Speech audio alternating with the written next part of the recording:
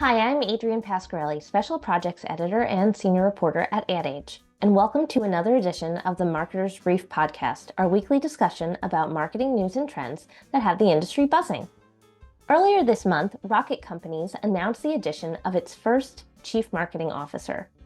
The Detroit-based company, which owns Rocket Mortgage and Rocket Homes, hired Jonathan Mildenhall in the newly created role. He's tasked with unifying the company's brands into one marketing voice.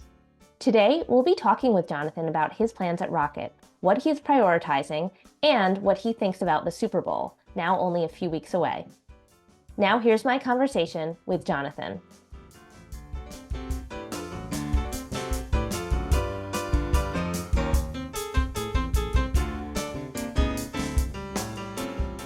Hi, Jonathan. Thanks so much for taking the time to speak with us. Oh, it's an absolute pleasure. I always enjoy these conversations. So, congratulations. Thank you very much.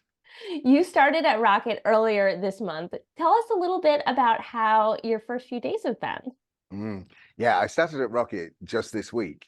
So this is my first week. And honestly, I have been so inspired by two things, really. The existing scale of this business, and the business is vast, and the overwhelming level of humanity that exists inside the company.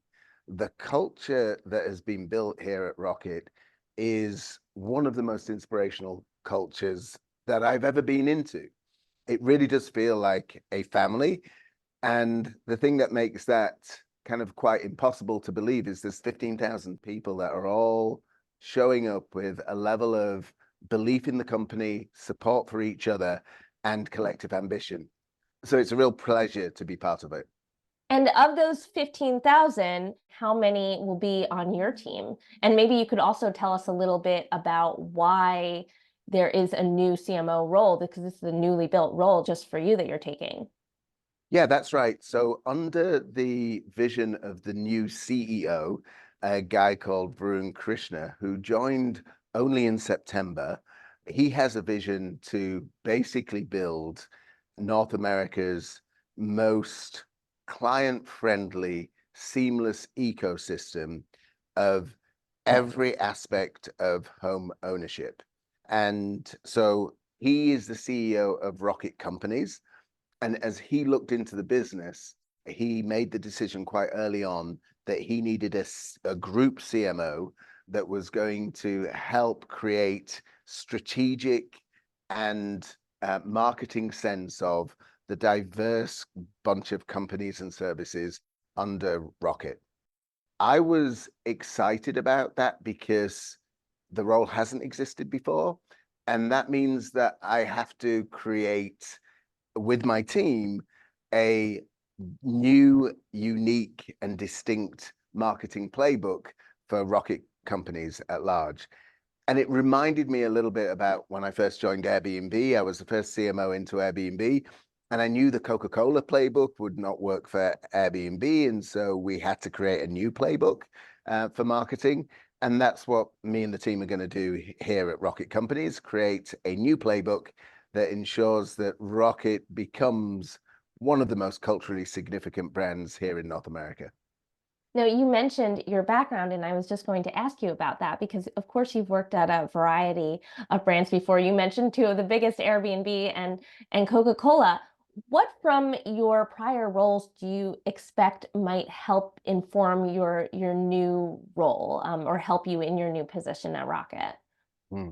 So at Coke, I really learned how to ensure that everybody felt that they were inside the tent in terms of developing the marketing strategy, the core creative ideas, the go-to-market plans, and understanding the impact of that. And so being able to bring everybody in, create a sense of transparency, visibility, giving people the opportunity to put their fingerprints on the strategic or creative work, that was such an important skill set that I learned at the Coca-Cola company. And at Airbnb, I really learned the relationship between marketing and the founder. Ultimately, the founder is the parent of the brand. And, the men and women who've had the courage and conviction, tenacity to succeed in building their companies will always remain the parent of the brand. And that's true for Brian Chesky at Airbnb. And my job was to be the co-parent to Brian. Now, co-parenting is hard. I've now got a couple of kids myself, and anybody who is taking my kids anywhere to teach them jujitsu or singing or dancing, I have a strong point of view on that, but I am not the expert on jiu-jitsu or singing or dancing, and so I have to trust that the co-parent knows what they're doing. So Rocket Companies is still founder-led. Dan is still the chairman of Rocket Companies. He's the chairman of the board, and my job is to make sure that the brand and the impact of the brand rises up to meet Dan's expectations, and I hope exceed his expectations. So they're the two different experiences that I had both at Coke and Airbnb that I think I'll apply here. And what is first on your agenda? I know it's only been a few days, but what will you be prioritizing from the get-go? Well, we've got four key disciplines that we're bringing together under this new role. The first is performance marketing and client growth. The second is PR and communications. The third is brand marketing. And the fourth is we have a company called Core Digital in LA. And all of those teams need to be brought together under one integrated marketing and communications unit. And the mantra really for us all over the first 12 months is to consolidate.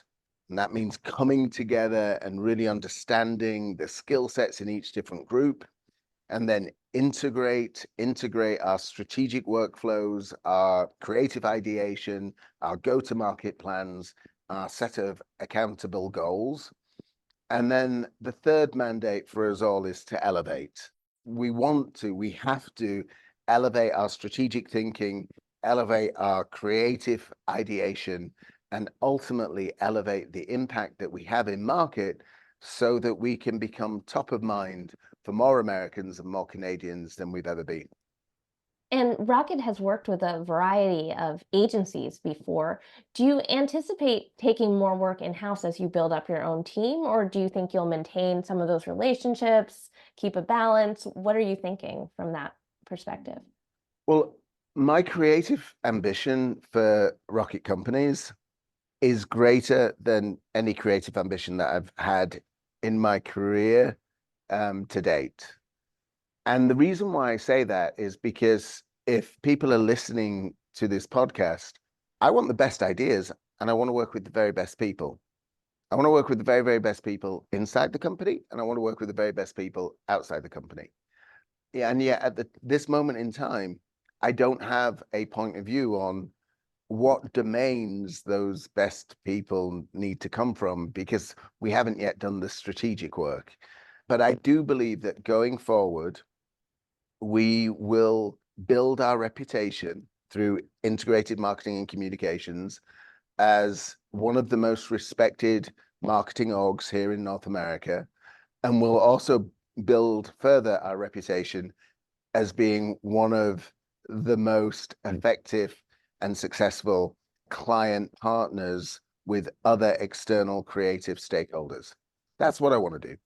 So do you think you will, are you hiring, or do you think of that 17,000 employee base, whoever's in marketing right now, that's like a good amount of people to have moving forward? Yeah, right now I'm looking at the work. Now, of course, there's so much more work expected of the existing teams than I anticipated. And so the teams are working really, really hard because there's a lot of work to do.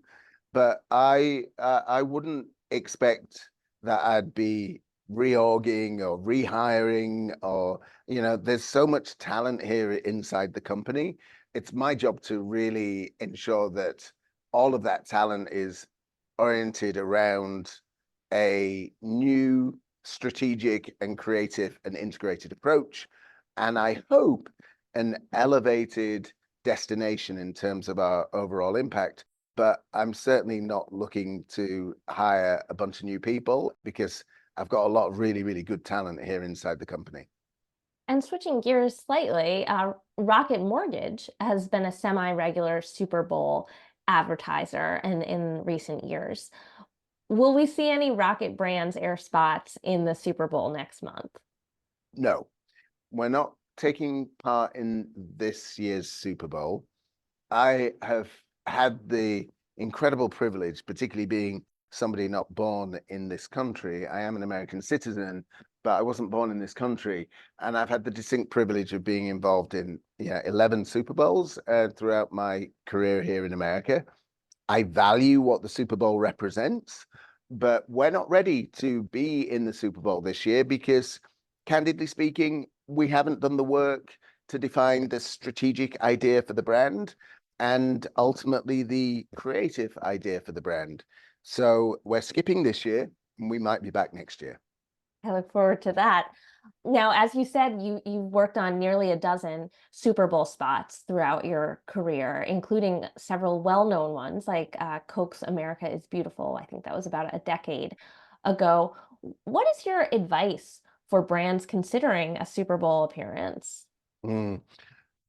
I think that the brands who approach Super Bowl with the mindset that they need to entertain America are the brands that get the least value in return. I don't have a lot of respect for just entertaining America over that particular weekend.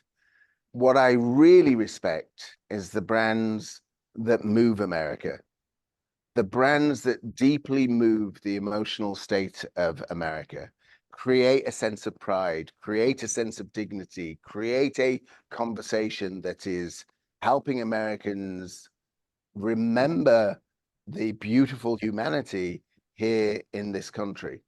And so if Rocket is to go back on Super Bowl, our collective intent will be to move America. And the Super Bowl landscape is, of course, very different than it was earlier in your career. How do all of the social media and streaming options affect campaign creation and execution? There's so much more involved right now than just a $7 million 30-second TV spot. And what are your thoughts on how that all comes together? You know, what's interesting is when I was at the Coca-Cola company, we were successful in launching a body of work that the listeners could still find on YouTube, and it was called Content 2020. And it was Coca-Cola's manifesto for marketing excellence. And the title of some of the principles was called Liquid and Linked. And what we meant by that is our creative ideas need to be so liquid they can move across all channels, but they also needed to have the strength of creativity behind them that they remain linked. When I look at the most successful Super Bowl advertisers, they're using that philosophy.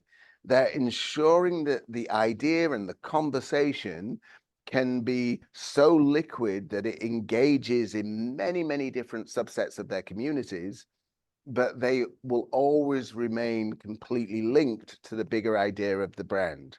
So again, I think that the ecosystem around Super Bowl with social media, with community engagement, with voices of consumers means that these ideas need to ensure that they can take a life of their own, depending on the different channel. But ultimately, the 1 + 1 + 1 equals 111 as opposed to 3. Are there certain types of brands that should steer clear of a Super Bowl investment that might just not be a good bet for them? Oh, that's a great, great question. I wouldn't, if I was a founder or a CMO, bet everything on the Super Bowl. You know, I advise a lot of CMOs, and I feel very lucky that a lot of CMOs will seek out my point of view. And if a CMO is saying, look, you know, I have $50 million, but to really activate Super Bowl for a weekend, I'm going to need to spend $20 million. Do you think that's a good idea, Jonathan? Quite often I will say no, unless they have a huge brand idea that can move America as opposed to just show up and entertain America. But if I am a CMO and I'm presiding over hundreds of millions of dollars, then I always believe that, again, providing the creative integrity of the idea is going to deeply move America. So America is still feeling it a week after Super Bowl, a month after Super Bowl, 6 weeks after Super Bowl, and Airbnb's Super Bowl debut. The Airbnb community were feeling it 12 months after Super Bowl. America the Beautiful, America was feeling it 2 years after Super Bowl because that spot actually made Super Bowl history because it's the only spot in Super Bowl's history that's run in 2 different years. So that's how powerful that piece of communication was because the good women and men at the Coca-Cola company chose to run it a second time 2 years later. So those brands that have the ability to move America should really consider Super Bowl as a great platform. Yeah, I think it's telling that the two spots you mentioned are still very much most viewers will remember those, even though it's been years for both of them. Thank you. So we're barely into 2024, and it is a very interesting time for the marketing industry, everything going on at CES this week with AI, everything. What should CMOs be thinking about this year and focusing on? What is your advice for your colleagues there? Mm. I think the CMO office is under an incredible amount of pressure because there are so many new technologies that need to be embraced. There's incredible scrutiny on ROI of marketing investment. There's a proliferation of channels that make it quite hard to ensure that you're measuring and tracking to see which channels are creating the most valuable return on business. There's two things that I'd like the CMOs who are listening to this to really embrace this year. The first is community. No CMO has all of the answers. Let's reach out to each other. Let's support each other and let's prop up each other as we're moving into the unknown, especially around how AI can impact marketing at large. And the second is curiosity. We can't be frightened and intimidated over the financial scrutiny of the way that we invest. We can't be frightened and intimidated over the new technologies that could actually help us.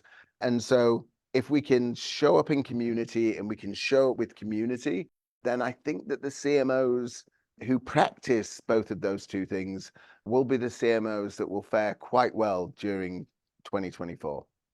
Well, on that note, we are out of time. Thank you so much for sharing your advice, and we look forward to seeing what comes next for Rocket. All right. Well, thank you very much. And I'm quite excited about giving the country something worth watching.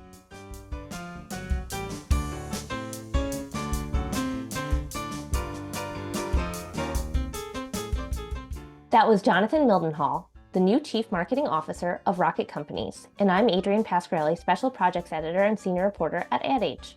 I'd like to thank our producer, Lauren Chiardio, and invite you to subscribe to the Marketer's Brief podcast on your favorite player. We promise to keep it brief, or at least short enough for your morning coffee. Thanks for tuning in.